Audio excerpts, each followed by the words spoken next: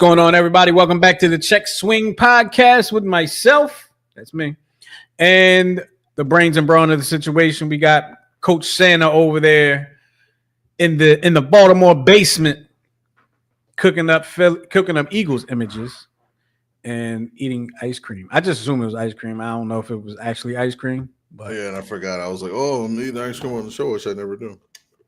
It's all good. It is what it is. I don't have a beverage.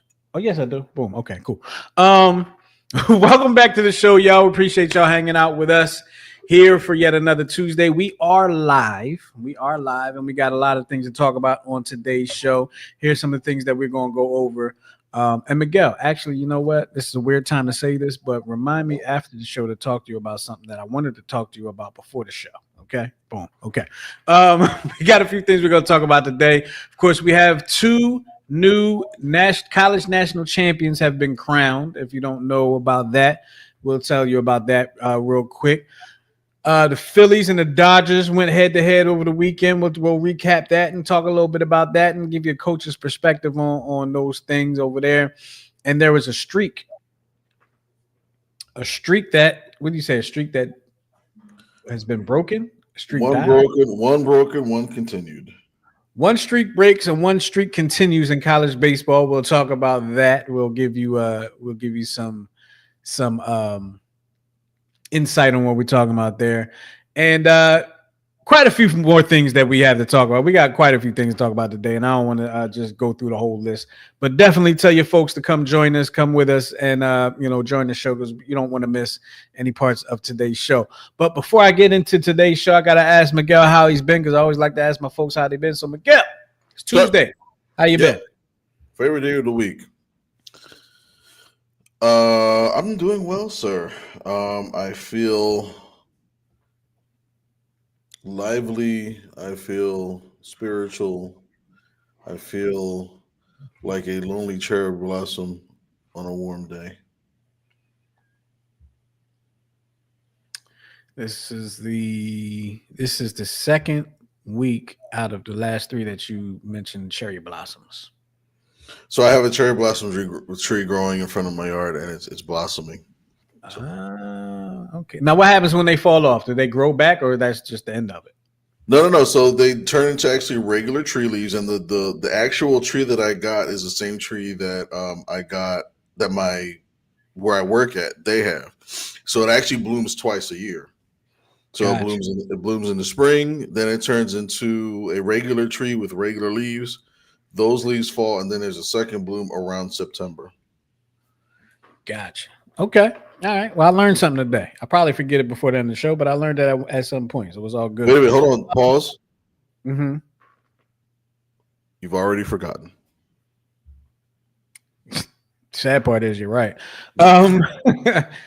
So look, we're gonna have to talk about a lot of different things. I know some people are just joining us, but we're gonna talk about a few things. And if you have any opinions on some of the things we said, or if you want to just tell us we're wrong about something, which I guess would also be an opinion, you can hit us up. You can call us at 669-275-0548. And of course, we have our text line that you can hit. It's 484-606-6061. And then, of course, you can always just leave a comment in the chat. And you can have your comment showcased in the show if you do that. So, have fun with us today. But let's first and foremost, let's talk about the new champions real quick. We're not going to spend too much time on it, but there is one thing I do want to talk about within this whole realm of things, right? But you have UCONN and South Carolina went head to head for actually the second time this season. But this time they went head-to-head in the national championship game. You had Gino Auriemma's UConn Huskies go up against Dawn Staley's South Carolina Gamecocks, and UConn came out on top. I mean, they absolutely crushed South Carolina. I wasn't expecting a crushing, Miguel, but I kind of was expecting UConn to win the game. I thought UConn was really, really good. And I know I did not follow them all season or anything like that, but the times that I saw them play later on in the year, they looked really, really good. And I just thought they were just one of those really good teams that could just win it all.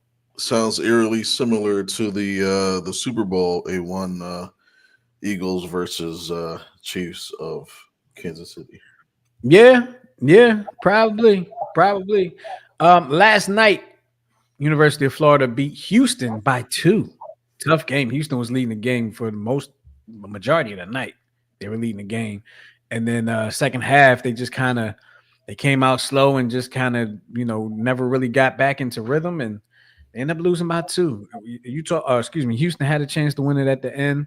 My man went up for the 3 and then saw a hand in his face, dropped the ball.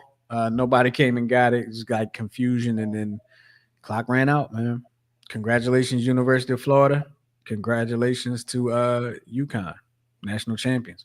Real quick note: everybody knows Dawn Staley's from North Philly. Gino Auriemma is actually from Norristown. Some people don't know that. A lot of people don't know that. And went to Westchester University. A lot of people don't know that either. And he played baseball, Miguel. I did not know that. Yeah, played baseball. But with talking about that, I want to talk about real quick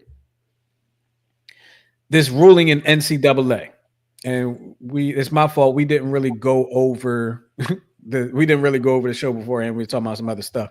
But the ruling in the NCAA or the what could be the ruling, hearing a landmark $2.8 billion NCAA settlement could lock in seismic change for college sports. And basically it's a revenue sharing thing.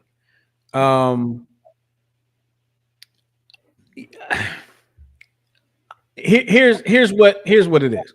So you would get direct payments to athletes, right?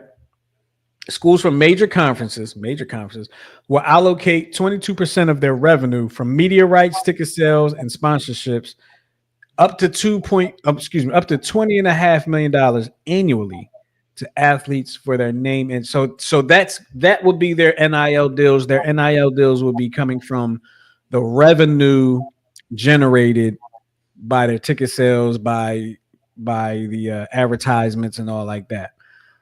Major conferences. So I don't know what this means for your conferences that aren't major, your mid majors. I don't know what that means for them.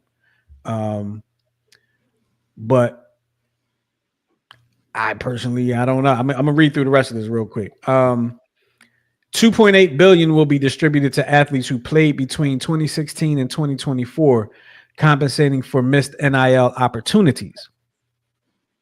I find that interesting. Yeah. I find that very interesting. I don't know if they had to put some type of deadline on it because I mean they're NCAA been profiting off athletes since they started advertising it. Well, ever since the original ruling, they actually set a date of July 1st of this year to start putting things into like official effect, if you will. So July 1st of this year, you said. Yeah, I mean I can see it. So okay, let me just finish it off. Scholarship limits will be replaced with roster limits, allowing all athletes to be eligible for scholarships, but potentially reducing team sizes. So I don't know, Miguel, maybe you do. I don't know, like in college football. Like I know in the NFL, 55, was it 55, 52 man roster? 55.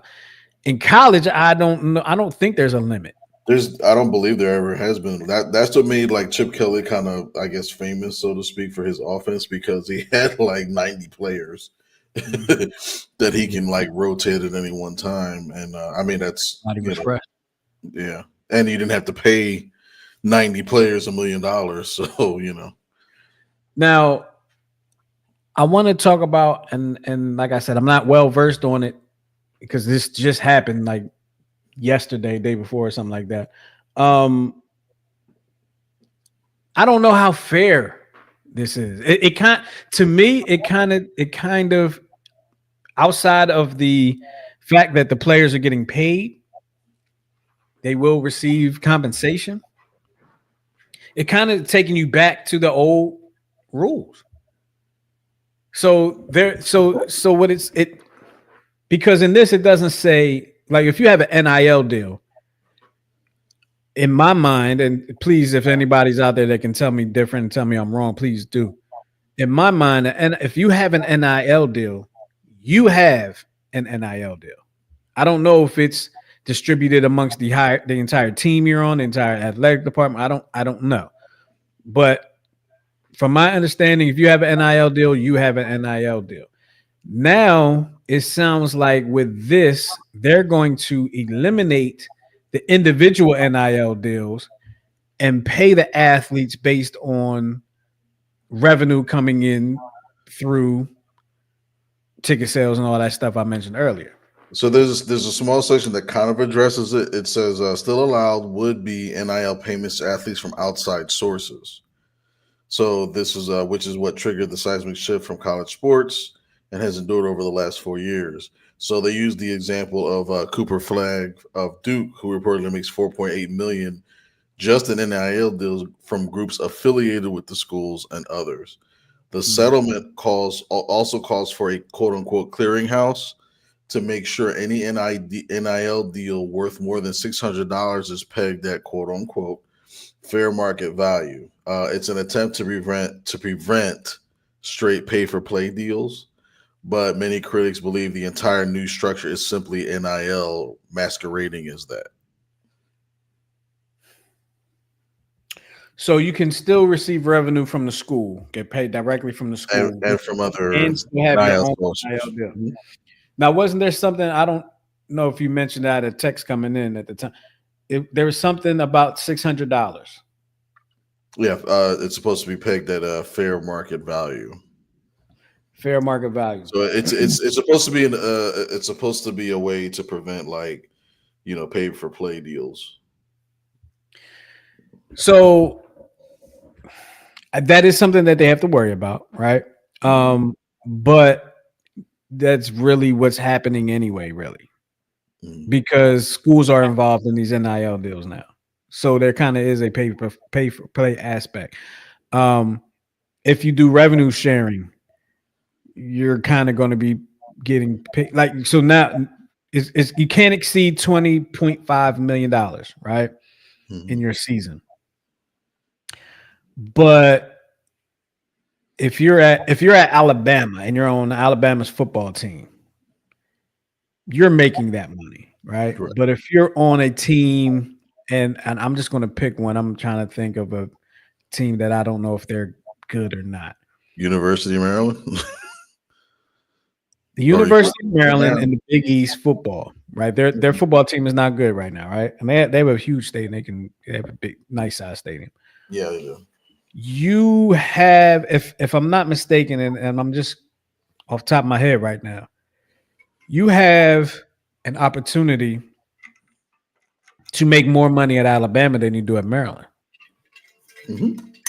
Does that make so? In a sense, absolutely. If you are being recruited by Maryland and Alabama, and everything is even for you as far as what you want, and the other thing left is how much can I get paid? And if you can make more, like there's going to be a cap, but it's a team cap. It's not necessarily a personal cap. You're going to get more money in Alabama than you are in Maryland,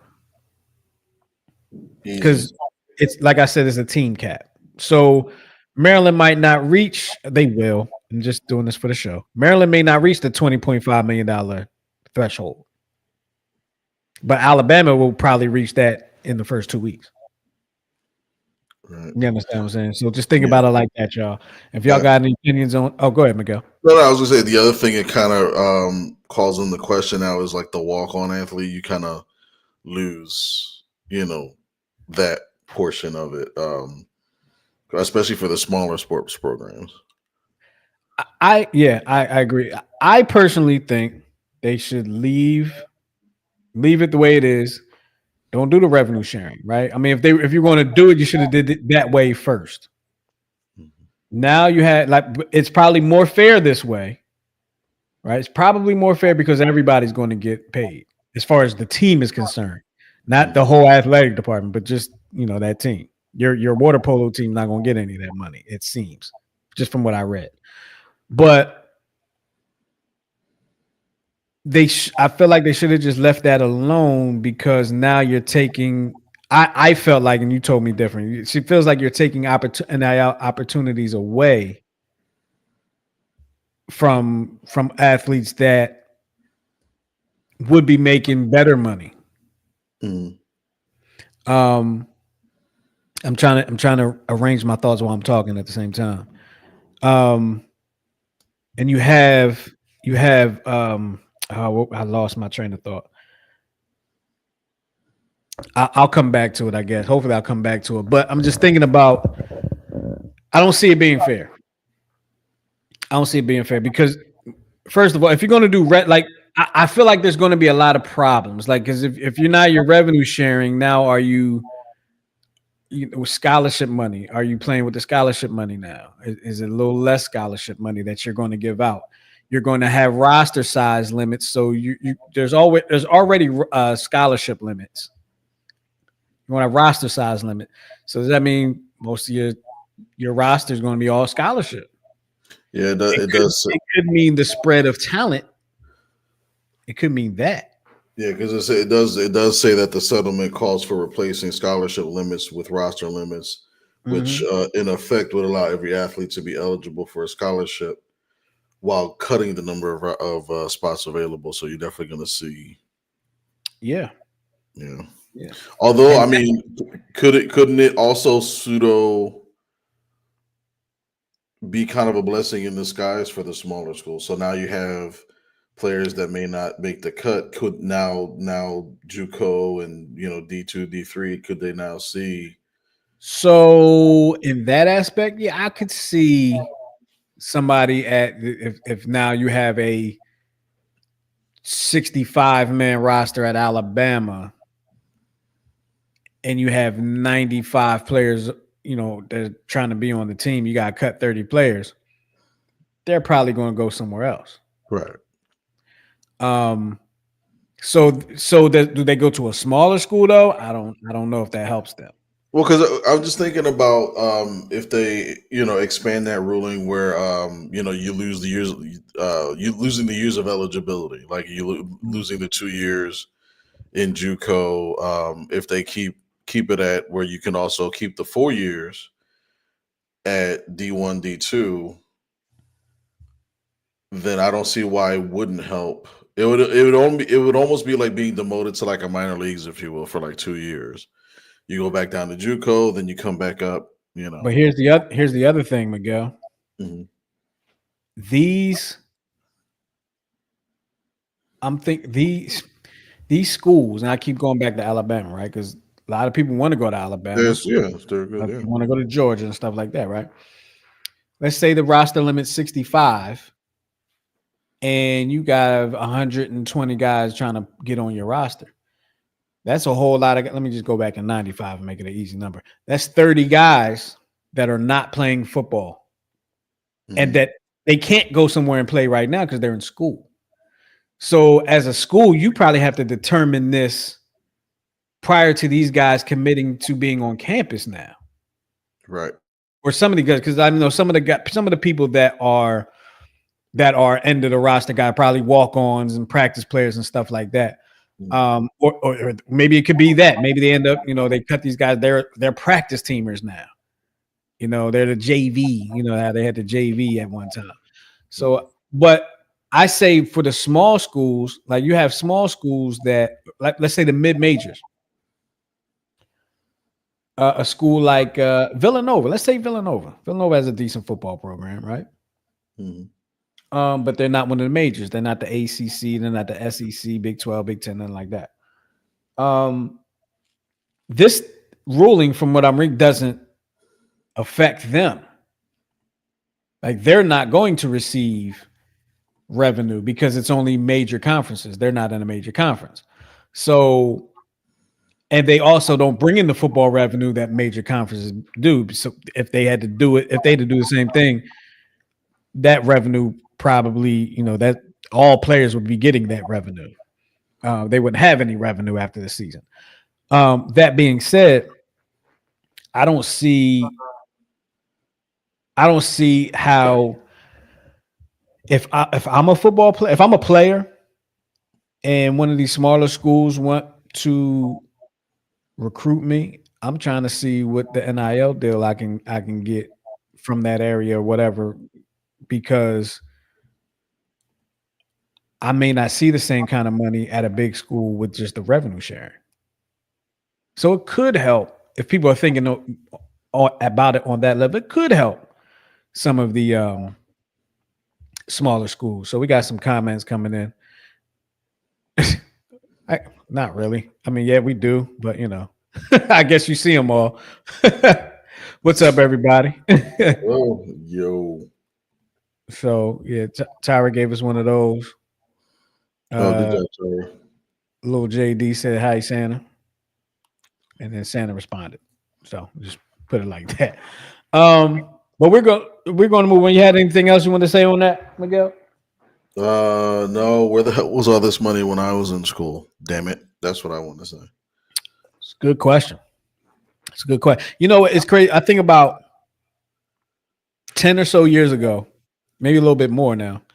I was having I was at a bachelor party in Jamaica, and you got a bunch of guys together in a room talking about some stuff.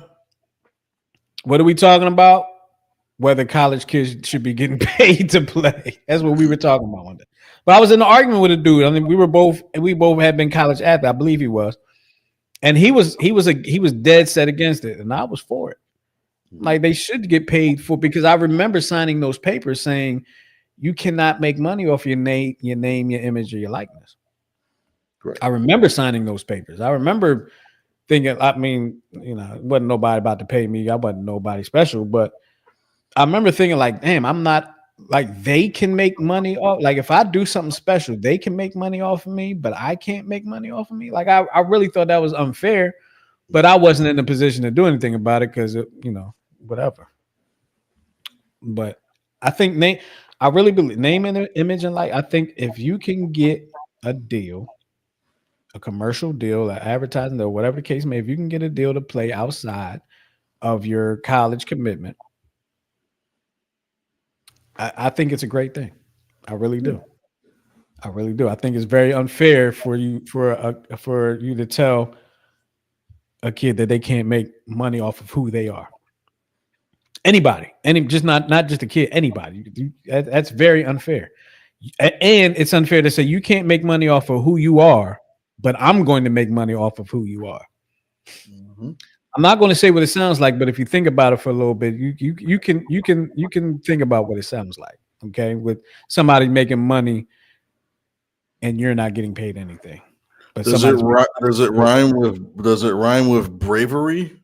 it rhymes with bravery when you think about somebody making money off of the work you're doing, but you're not making a dime. Does sound a little like bravery, but I'm not even. It is what it is. We're gonna move on to the next thing, on to the next one, on to the next one, on to the next one. Tyra said yes, and Goose said it's the American way. Goose. It is. What's up, everybody? What's going on, y'all? Appreciate y'all hanging with us here on the Check Swing Podcast. Make sure y'all share the link out and make this a family affair. We're gonna have some fun. Let's talk a little bit baseball, right? Because the Phillies on. Go ahead. I was gonna say you wanted to talk good baseball or bad baseball, but you already answered the question. We'll talk the good baseball first. Actually, you know what? Let's talk bad baseball, because I was just on the phone with somebody talking bad baseball. Let's talk some bad baseball. I'll let you introduce it. Tell me when to put the video in. Okay, so I don't know how to even start this. Okay, so this sounds like a real bad Jewish joke. Okay, yeah, yes, you were. Yeah, sorry. Yeshiva University, an Orthodox Jewish school, has dropped 99 consecutive baseball games, while its New York City neighbor, Leichman, I don't know if I'm saying it, Leichman, Lehman College carries a 42-game losing skid into this matchup that they actually played and just finished maybe 2-3 hours ago. This is a total combined 141 straight games lost.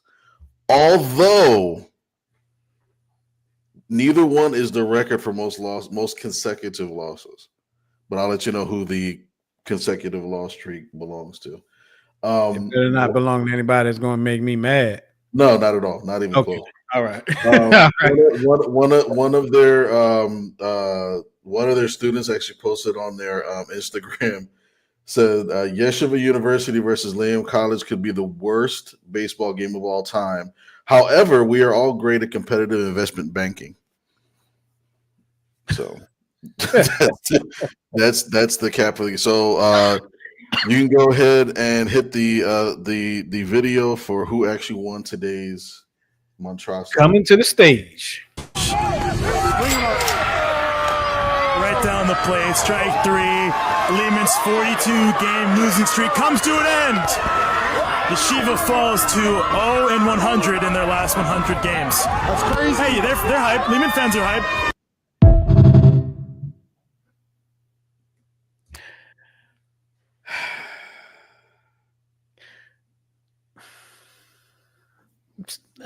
So, do you want to go or you want me to go?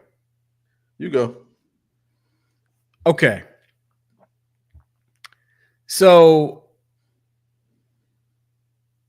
all right.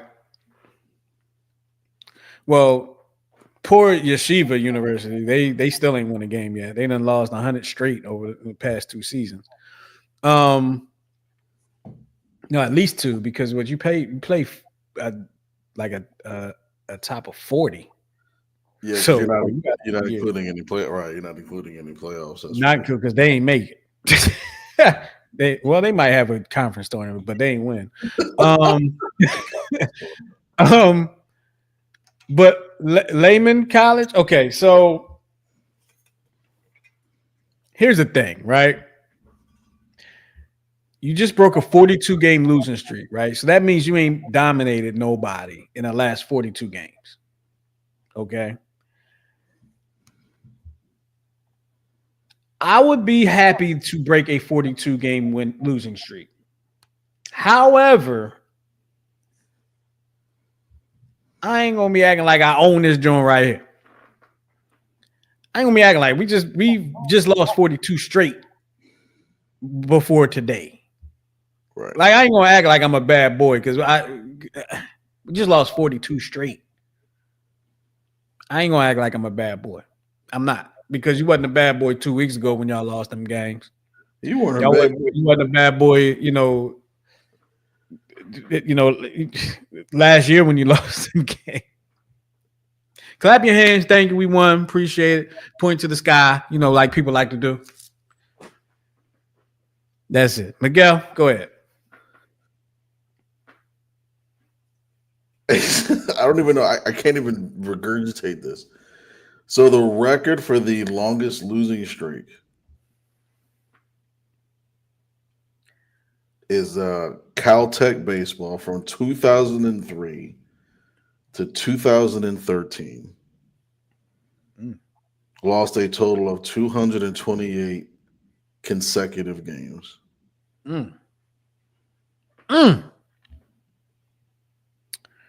Where is that, in California? Yeah. Pasadena.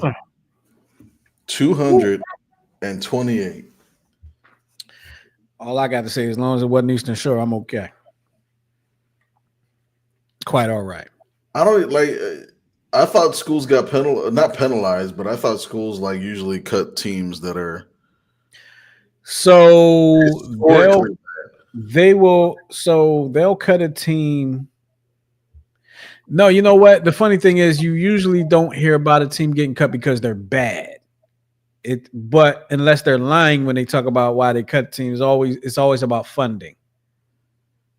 It's always about funding. They never really cut a team because they're bad. I guess when you think about it, man, I'm thinking about like JUCOs and stuff. That's part of their tuition. It's part of them bringing in money, them bringing in them athletes. Right. Even if you have a full athletic department of losers, and I mean losing teams, not losers as in people, you still have all those athletes paying some type of tuition. or something. They're generating some type of revenue for your institution somehow, some way, even if it's just buying something out the vending machine. So having those teams brings more students to your campus. That's something I learned with Coach Ryan Hunter with the whole JUCO thing.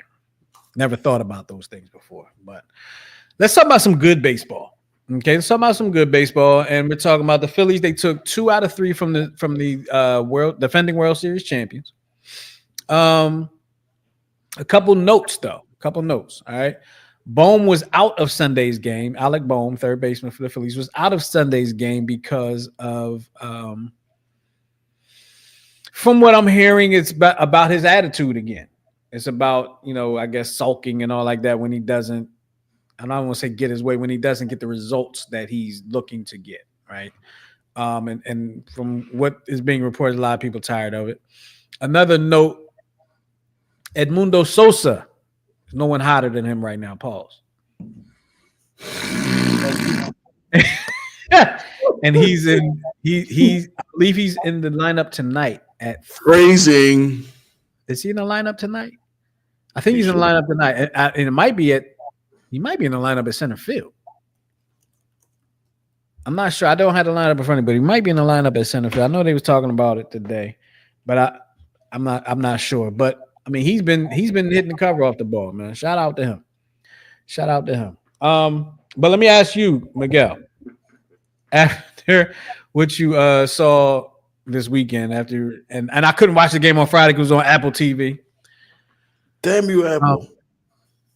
How are you feeling about this team and their approaches and all like that at this time?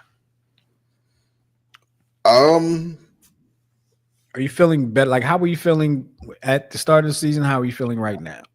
I mean, I'm feeling better other than the fact that in one of the games, our closer loaded the bases and then had to strike everybody out in typical Philly fashion, but he got the job done. I'm okay, except for that the other closer that we got in the offseason, his velo is down. I'm talking about Jordan Romano. I think 90s. He's still throwing 96, which is like hello. But at the end of the day, it's like he's normally topping out at about 100, 101. And it doesn't sound like a major difference, but 5 to 6 miles off of a fastball is definitely different. Huge difference. For all my non-baseball people, is a huge difference. Huge difference. So that's a little bit irritating, but then I think back to like. Hold on, Miguel. I just want to say this. The difference between a 102 mile an hour fastball and a 96 mile an hour fastball, the 102 mile an hour fastball, you ain't seeing it. The 96 mile an hour fastball, you might see it. That's the difference. One is a white dot, the other one is just like Angel's breath. Air that you felt and you heard going by. And you heard the catch it. Right. But it's always going to come down to the bullpen at the end of the day. Just like in the playoffs last year, I still don't feel confident that we have a solid mortal lock of a closer, which is what I think cost us in the World Series against the Astros, because you have to compensate for when a segment of your offense or your pitching goes through bumps and dips, because baseball is the one sport because it's such a long season.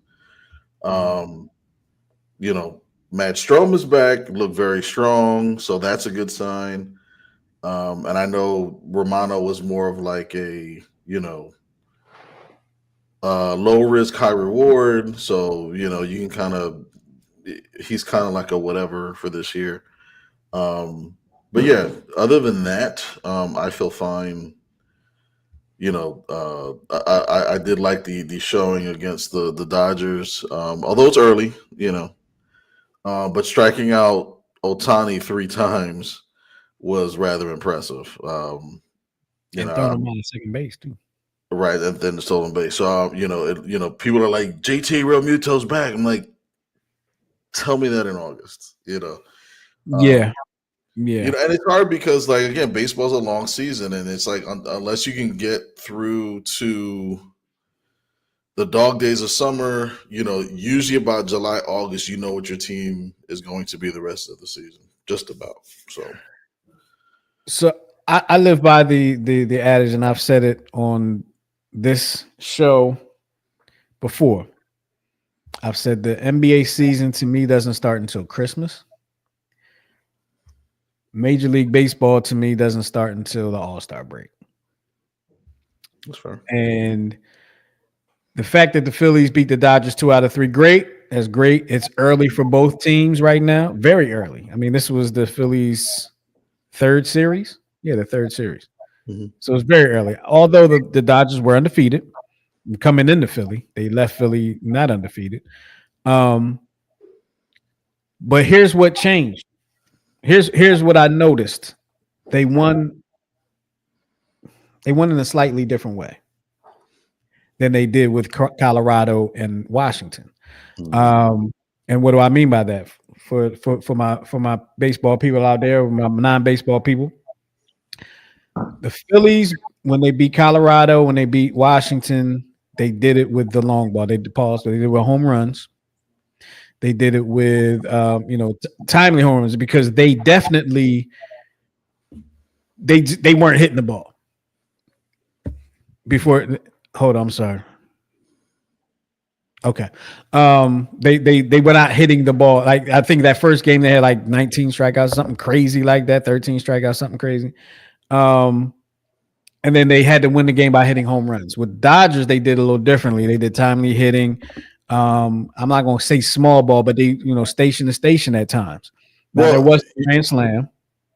Mm-hmm. Go ahead. What you about to say? No, I was going to say you could say small ball because to set up the grand slam, you had 3 straight walks. And I think 7, 8, 9 took a lot of pitches. And that's probably a fault of mine that I don't consider walking small ball, right?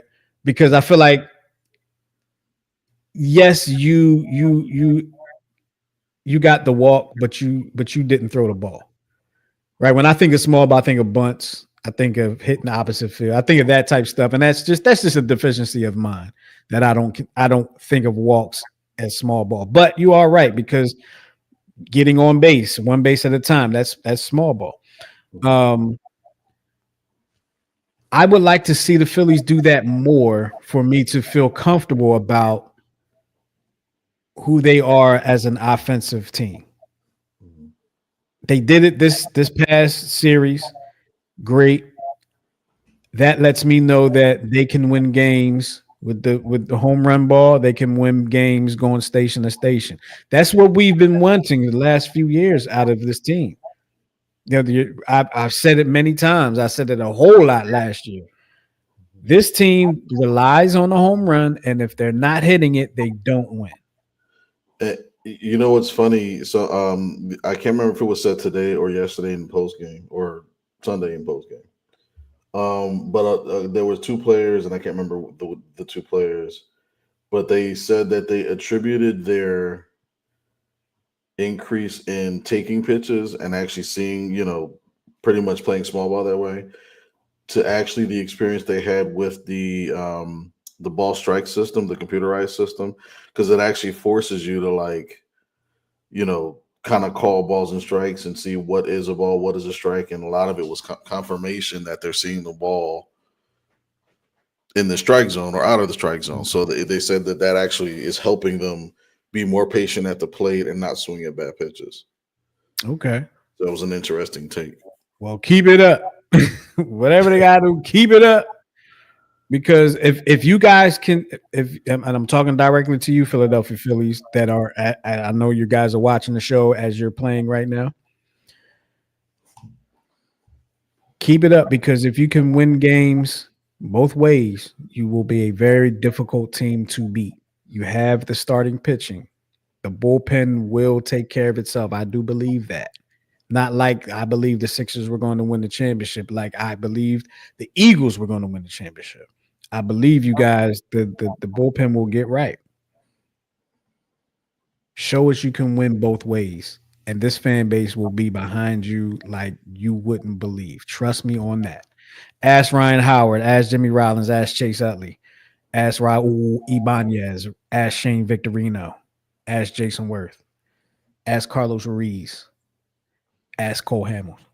I'll leave it at that because I can't remember anybody else. So Sosa is starting in left field and has made a. I believe he actually robbed the home run tonight. So look for those highlights later on. Speaking of robbing a home run, I wish I could have found the video. I actually saw it on the news earlier today. Oh, It was in I think it was college. I think it was college out in Arizona. The kid. hold on. Is it the one the double play? No. Okay. Okay. This is a robbed home run. The kid smashes the ball. Kid in center field, I think it was center field, ran to the fence, jumped up on the fence, but he was up there a little too early. So he had to hang on to the fence, hold on, and then caught the ball, robbing a home run off the field. So right. I have one of those. I'm debating on which one I should make it, a dam or a yeah. Yeah. Okay. Let's hit on real quick. Let's hit on a couple of things, some quick stories here. Miguel, you put this one in here, so I'm gonna let you talk about Michigan high school ref pelted with garbage by basketball team coach after playoff loss. Yeah, one of those sad stories out of Michigan. This game was a playoff game at Benton Harbor High School back in February. Close game wound up being a semifinal game where the hosts or the visitors won 39-36, so three-point play. And the video kind of shows, and it's the first video that's now listed. It kind of shows the mishap that happens. So coming to the stage.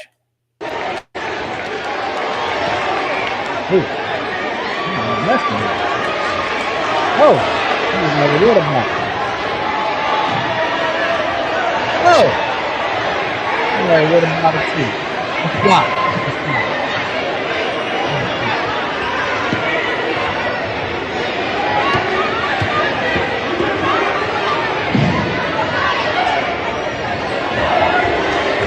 We would like to see what he called. It didn't end there. Apparently, when he left the court, he was actually confronted by a group of students that somebody threw like a notebook. It's like, who throws a book? But the superintendent. Sorry, I don't mean to laugh, but I'm sorry. I'm not laughing. I'm just thinking like you're throwing a notebook. You probably got your name in the notebook, you dummy. Yeah. So the superintendent of Benton Area Harbor Schools, Dr. Kelvin Butts, pun intended, I guess, fired the assistant coach because apparently he let things kind of get out of control. They actually have, of course, video everywhere of several of the groups of parents that threw the water bottles at the referee's head. So it's one of those things, kind of stay tuned. But this is one of the reasons. It's funny because as a coach, we talk to umpires all the time, when we have our pregame meeting and things like that.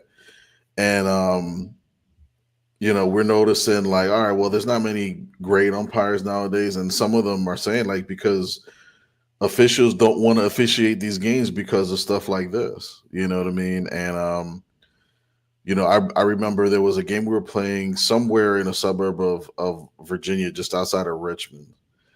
And he was actually the umpire that was, he was responsible for home plate. He actually supervises all of the umpires in Virginia, and he said in a 4-year span, he's lost maybe 70 or 80 umpires, because they just can't do it. They won't. Most of them will just stay at the college level because at the college level it's a lot more tame stuff. But anything at the high school or lower, it's like parents, they're just unreasonable. They're just not. I say this all the time. I've said it to you on the show. I've said it to you off the show. Mm-hmm. The problem is a lot of these parents think their kid is going pro directly from whatever rec league they're playing in that night. They feel like a referee or a coach. Some people even get on the coach about what the coach is doing. Sometimes coaches do dumb stuff too. I get that. Mm-hmm. They'll approach a coach, a referee, an official, because of a bad call, but a lot of that stems and they think their kid is so great. Right. And a lot of time, the kid might be good, don't get me wrong. But parents, I'm gonna tell you this. And being a parent, I'll say the same thing. Most of us do not see our child. We see our child for better than what they are. And I'm not saying your child is bad at anything. What I'm saying is sometimes in our mind, our child is good doing what they're supposed to be doing. And when they don't do it, when they don't get the results they should be getting, we feel they should be getting. Sometimes we're looking at the referee that called a travel when it may or may not have been. Sometimes we're looking at the coach that took them out of the game when they may or may not have been taken out of the game. You know what I mean? Sometimes we're looking at the other coach because they did something. Leave the officials alone. They have a job to do. Let these men and women do their jobs. They don't care who wins the game. In most cases, they don't care who wins the game. They could care less. They could care less. Now, will an umpire make a call because the game been going on long and they ready to get out? Yeah, it happens. It happens. But you probably ready to go too. Okay. But yeah, stuff like that, man. I feel bad for referee. Even if he was a terrible referee, he don't deserve to get stuff thrown at him unless he threw it first. That's all I'm saying about that. One thing that has helped me as a coach, especially here in Maryland, because of how competitive it's been, I start off every season whenever I talk to my parents, I tell them I don't argue with umpires. If there's a call that I think he might have missed, they always say, hey, listen, if you think I missed something, come to me. I'll see if my partner saw it. Let's see if we can reverse the call. If they come together in an honorable fashion, integrity of the game, just to make sure they didn't miss the call. Okay, good. I still think they got the call wrong. All right, let's move forward. The other thing is you got to let your kids handle adversity. The problem is you don't want your kids to be sad. You don't want your kids to be mad. And it's sometimes they got to be mad and sad to grow the hell up. Mm-hmm. Losing doesn't mean you are a loser. Losing is a teaching moment. Losing teaches you how to win. Mm-hmm. You know what I mean? So it's let them overcome a bad call. Especially, and I'm going to say it now, and I said it to my team in the offseason, you're going to be doing what's called showcases this year. A showcase means that you're going to have coaches from all over the country come and watch you play in a simulated game environment. Okay? We're not taking score. Nobody gives a damn about they may be measuring velo and pop times and all that stuff. They want to see how the hell you handle adversity. They want to see how you handle a bad call. They want to see how you handle a bad teammate. You know what I mean? If they hear a parent and a child reflecting the anger of the parent, you're off the list. I guarantee you. Nobody gives a damn, and this is to the parents. No college scout is gonna, and I gotta say this about. No college scout gives a hot shit about what you did at 11U at Ripken. Let's call a spade a spade. They don't care. Mm-hmm. They want to see how you're going to represent my school as a human being. I know you're already smart. I know you have some talent. How are you going to represent my organization, my university, my athletic department? Let's call a spade to help me keep my paycheck. Right. To help bring tuition money in. Let's call it. You know what I mean? Right. You're so right. You're so right. Yeah. I always tell kids, when coaches call me about players, they didn't ask me what kind of baseball player. They asked me what kind of teammate were they. Mm-hmm. What kind of work ethic did they have? That's what they asked me. What are their grades like? I remember going down to a showcase at James Madison University. Nice campus, by the way. Beautiful campus, but I would never suggest a first baseman play there because the sun sets on the west right at first base. It's the dumbest thing I've ever seen. However, kind of like Kerr Field. But wonderful school, wonderful, department, whatever. And I remember the coach came, the person that was recruiting one of my players that I've been looking at him for, excuse me, for about 3 years, and didn't ask me about Velo or nothing. How is he? I'm like, he's probably the most coachable, teachable person you ever freaking want. He will live and die for you. You know what I mean? And I meant that thing. You know what I mean? And he actually is. I'll shout him out. But he actually is going to Eastern Shore. Starting next year. But he's that's what sold them on him. You know what I mean? His work ethic, because coaches, especially at the college, you spoke to Coach Acosta, huh? You spoke to Coach Acosta, maybe. Yes. So, Coach, yes.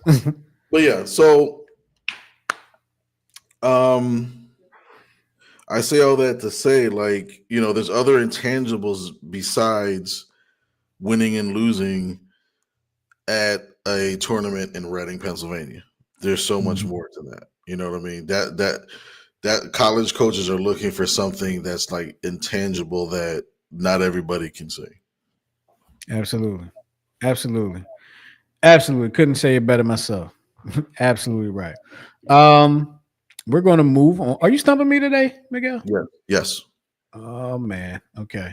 I got so excited about last week's win. You might hit me with the heat this time. I'm a little nervous. I thought I was coming with the heat last week, and you got it on the. The funny thing is, I had been waiting for you to use that person for so long, but I have no idea what his jersey number was. I had been waiting for you to use him.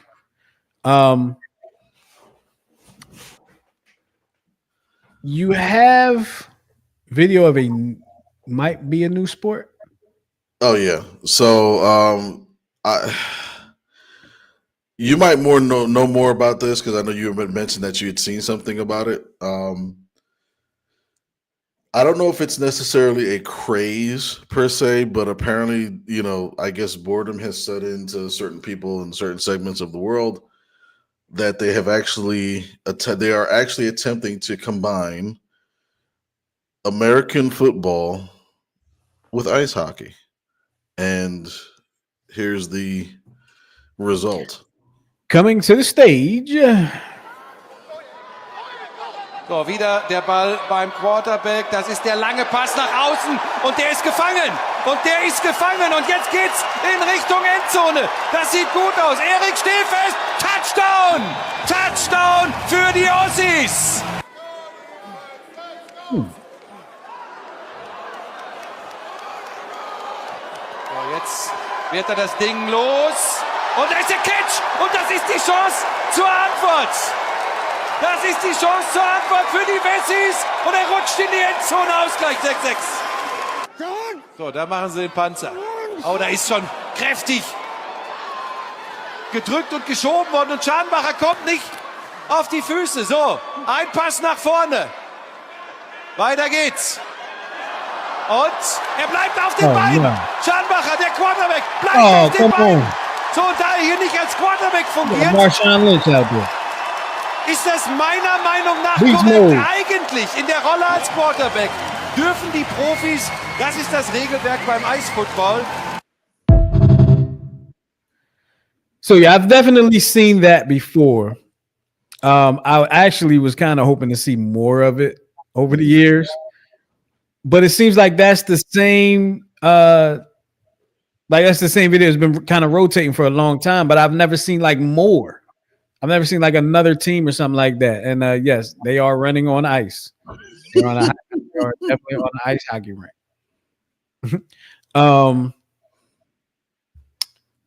Interesting. I would like to know more. Like I would like to know if it was like what's the rule? Like, can you just pass it to anybody? Because he threw it with two hands, which was weird already. And well, because it was a bad snap. Right. I get that, but I'm just saying he got up and then just kind of threw it like that, which was weird. I mean, the throw was a throw, but I wonder if he could just throw it to anybody, like the guy that snapped the ball, and can he catch the ball? Can you go out as like flag football? I had just assumed that it was just football on skates. 7-on-7 maybe, and just Maybe. but they're not on skates though. Did you know that everybody's running on their heels because you run on your toes on ice? You're going Touche. Yes. So as we mentioned earlier in the show, University of Florida beat Houston last night for the men's national championship. But before that was the Final Four, the semifinals. And one of somebody said, what's the injury rate for that sport? I don't know. We have to look that up and see. We're on it, Tyra. And Goose said, I guess you don't have to know how to skate. I would play that, and yeah, I don't know how to skate. I would definitely go out there and run on the ice all the time as a human. But one of Houston basketball's most famous players, one of the most famous players in the history of Houston basketball, and that's in professional college, whatever. Hakeem Olajuwon. He went to the University of Houston. He played basketball at University of Houston, was part of the Phi Slamma Jamma era in Houston. He was at the semifinal games where University of Houston beat Duke University to move on to the final. And he wanted to go down and celebrate with Houston, as alumni tend to do when they go to these games. So should I go ahead and put this video in now, or do you have some more to add to it? No, all right, here we go. Coming to the stage.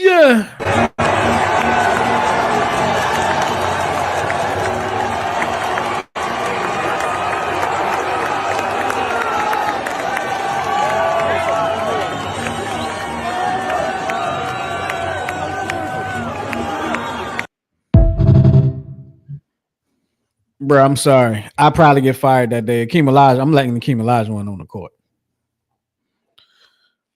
Like, bro, you don't know who Hakeem Olajuwon is? He may, you know what? He might not. Like, he didn't look like he was an older person. But I mean, Hakeem Olajuwon, they probably ain't played in about 20 years. Still, but he may not. But he may had like some orders. Don't let anybody up here. I'm still letting Hakeem Olajuwon up there. Just saying. I'm letting Hakeem Olajuwon up. He's Houston. Phi Slamma Jamma. Houston Rockets. 2-time NBA champion. Slapped Vernon Maxwell at least once. Mad Max. Oh. Tyra said they thought he was a DEI player. Oh, no. Oh, Lord. He's not. They said, "Excuse me, sir. You have to report to ICE." Thank you very much. You have an accent. You don't belong here. Yeah, I'm letting Hakeem Olajuwon up there. I'm sorry, boss. I'm sorry, boss.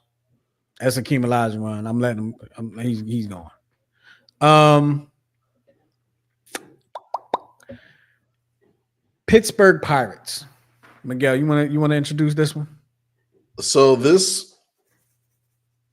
I was debating on whether the incident in Houston was going to be the big dummy, or if the Pittsburgh Pirates would be the big dummy. And I have to lean towards the Pirates. So the Pittsburgh Pirates decided, in their infinite wisdom, to remove a sign that was it featured the greatest, possibly the greatest right fielder of all time, and the greatest Pittsburgh Pirate of all time, Roberto Clemente.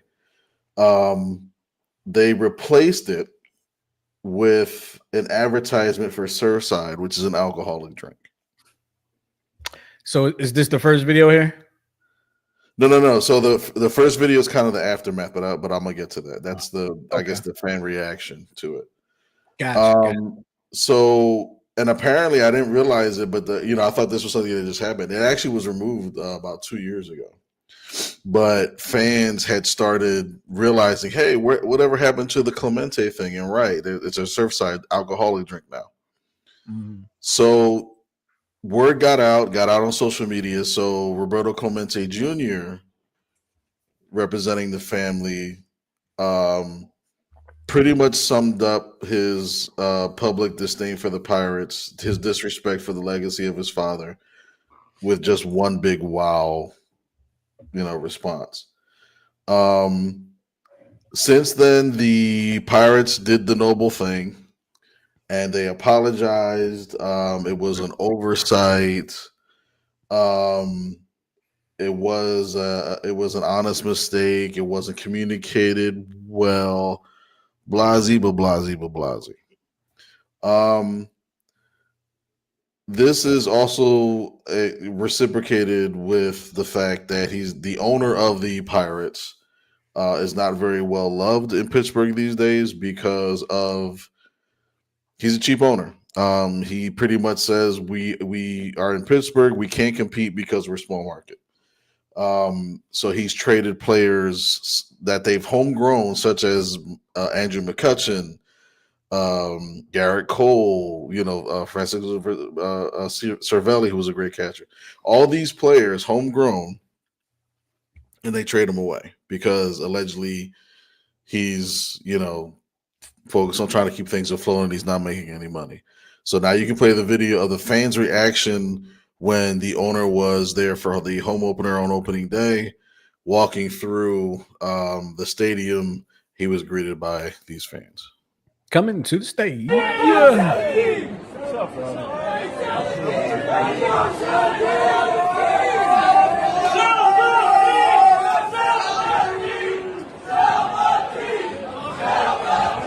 Can I get a word, Bob? Bob, can I get a word? How was opening day for you? How you doing?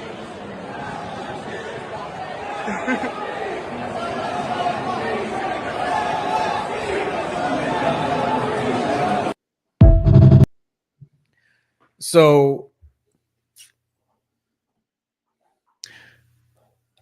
I don't know how I'd receive that. Like if I would love to own a sports franchise, but if I owned a team and the fans are chanting to me sell the team because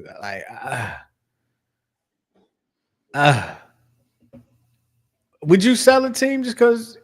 I mean, he's going about things the wrong way, but I'm thinking about like the Marlins. They kind of do the same thing. Yeah, but you don't have any fans in Florida, which always it's never made any sense to me to have a major league pro team in Florida for baseball. They don't care. They gave a new stadium to the Marlins, and they were competitive for 1 year, and they traded everybody away. But it's weird for a state like Florida that has a lot of good baseball in it, right? But think about a professional team. But when have you been to Florida? Yeah. All right. So in my personal opinion, Florida is the New Jersey of the South. Okay. Shouldn't be a state, just like New Jersey. The only difference is sorry to our Jersey audience. Sorry. They understand. They're like cakes that aren't done yet. But Florida is just like New Jersey, just with alligators and flying cockroaches. But when it comes to baseball, I mean, it's a retirement community. Everybody goes after they have a long career, they go to Florida and die. That's literally the purpose of Florida, to retire and die. Okay. But you can see it by the attendance, even when the teams are competitive. When the Tampa Bay Rays were playing in the World Series, not a playoff game, not a divisional game, the World Series against the Phillies in 2008, they did not sell out game one. They barely sold out the second game of the World Series. And since then, and granted, both Tampa Bay and Miami pretty much give players away at the end of every season. And they know that. They're like, oh, okay, well, whatever. Yeah. I mean, yeah. I don't know. I don't know. I feel like The team, the fans are probably right. Maybe he should sell the team. He's trying to keep the team afloat, but maybe he should sell the team to somebody that might be able to keep the team afloat and put out a competitive product. It's possible. Right. The Arizona Diamondbacks went to the World Series last year or the year before last. Okay. Right, but they Kansas did City Royals won the World Series a few years back. right, but they have since replenished their minor leagues, and they have since made tweaks here and there to improve their ball club. Pittsburgh Want to trade them. Pittsburgh doesn't. They'll either trade or just won't re-sign certain players. Yeah, too much money. Too much money. What's next? Usually a big dummy and a damn. So Pittsburgh is a big dummy, but I want to show the other one with the guy with the Mets hat because that's another big dummy. Just because before that, let me go ahead and give him this.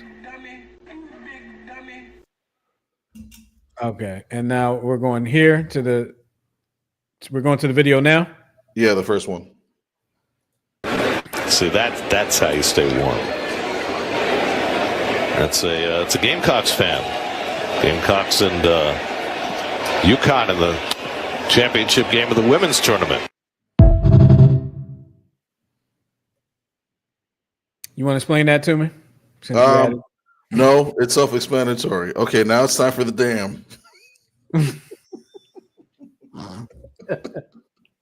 It's the Mets. That's the explanation. It's the Mets. Okay, here we go.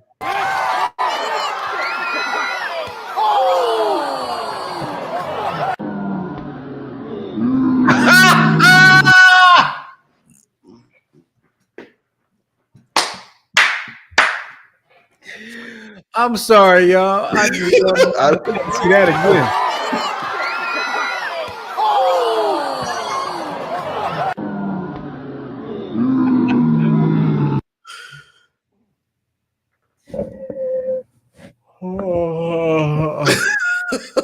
I wasn't expecting you to laugh that loud, but okay. I'm sorry. Okay? So something to know about me. Something to know about me. I don't know why this is a dark side of me. You show me a video of a kid getting jacked up, I'm gonna laugh. It's just hilarious because kids bounce back, so it's hilarious to me. Something like that. They do. He just got hit and just boom. I share videos of kids getting jacked up all the time. I'm sorry. I'm demented in that way. All right. It was up there, but it went away. Yeah, let me put it back up. Gotta stump me. For those that don't know, those that may be new to the show, Miguel does this thing where he tries to stump me, and what he does is he selects a player at random, or he can maybe one day he can go through his process on the show one day. But we go through he selects a player at random from a sport and gives me all of that player's jersey numbers that they wore, including the teams and some of his accomplishments. And I have to guess who this player might be. So coming to the stage is the jersey numbers and the accomplishments. 2-time All-Star, home run derby champ, gold glove, and a silver slugger. He played for the Phillies at one time, and he was number 53 for the Phillies. Are we looking at Bobby Abreu? Yes. I didn't realize Bobby Abreu played for that many teams. God darn. Yeah, well, it was 6 teams, but like with the Dodgers, he liked to change his number a lot for whatever dumb reason.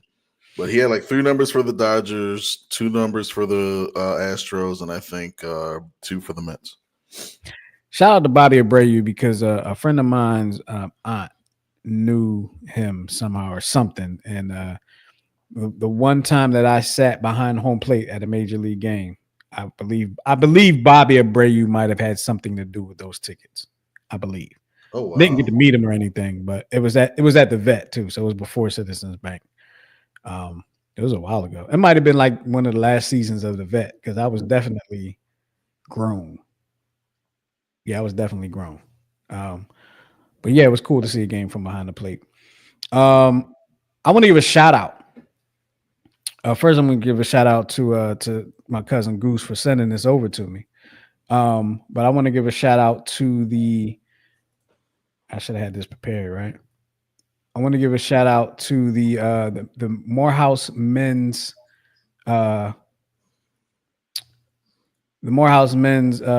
boxing team. They have a boxing team. They are the first HBCU to compete and win in a national boxing tournament. So shout out to the Tigers down there in Atlanta at Morehouse University. Shout out to y'all. Beautiful. I got to reach out to my homie. I know a couple of homies that went to Morehouse, so I got to reach out to some of them, and they probably don't know anything about it. I'm smart. Just put it that way. Any last words, Miguel?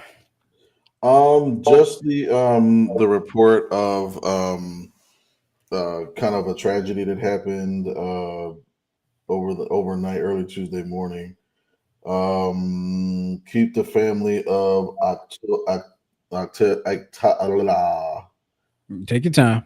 Octavio Dotel, who was a closer, played for 13 teams over the course of his career.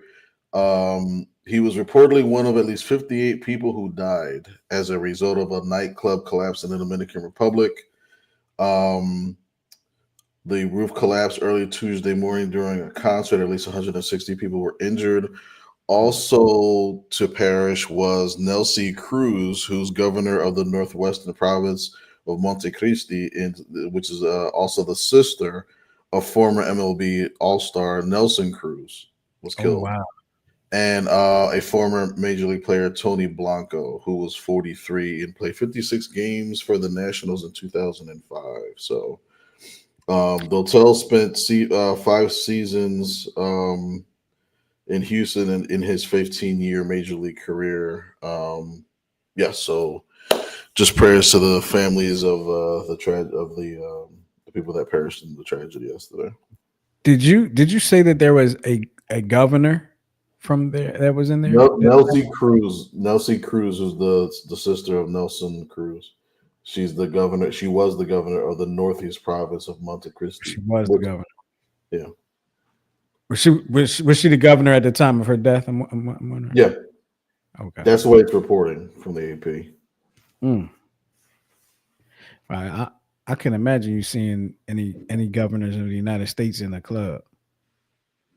Just thinking about that's what the back door is, but that's another story for another day. Okay.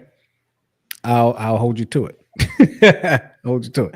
All right. Look, we're gonna get up out of here. We appreciate y'all hanging with us here on the Check Swing Podcast with myself and with my man Miguel hanging with us. Make sure you share us with your friends, family, and your enemies. And if you got any value at all from us or any entertainment, or you even made you mad, share us with some folks so we can do the same thing for them. And if you didn't like anything we said and we pissed you off, send us to all your enemies so we can piss them off too. All right. And with that being said, we getting up out of here. Oh, hold on. We got another comment. Hold on. Oh, thank you very much. Thank you very much. Appreciate it. We're going to get up out of here. We appreciate y'all hanging with us on the Check Swing Podcast. We'll talk to y'all next week on Tuesday. Go Phillies.